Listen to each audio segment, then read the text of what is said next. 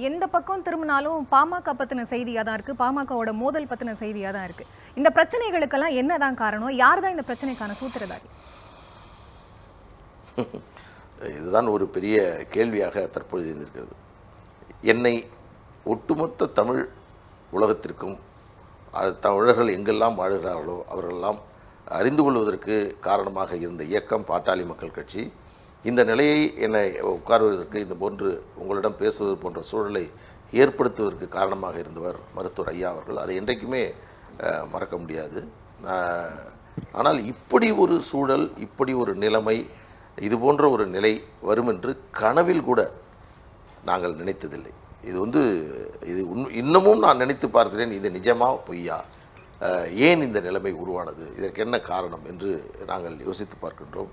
எனவே இது ஒட்டுமொத்த பாட்டாளி மக்கள் கட்சியில் இருக்கக்கூடிய தொண்டர்களுக்கு, நிர்வாகிகளுக்கு, முக்கிய தலைவர்களுக்கு பெரும் மனசுமையாக, ஒரு வெளியிலே சொல்ல முடியாத அளவிற்கு அவர்கள் பல்வேறு வேதனைகளை அனுபவித்து கொண்டிருக்கிறார்கள். எனவே இந்த சூழல் என்பது வந்துவிட்டது. இதை எப்படி நாங்கள் லாவகமாக கடந்து செல்ல வேண்டும், இயக்கத்தை தொடர்ந்து வழிநடத்த வேண்டும் என்ற இடத்தில் நாங்கள் இருந்து கொண்டிருக்கின்றோம்.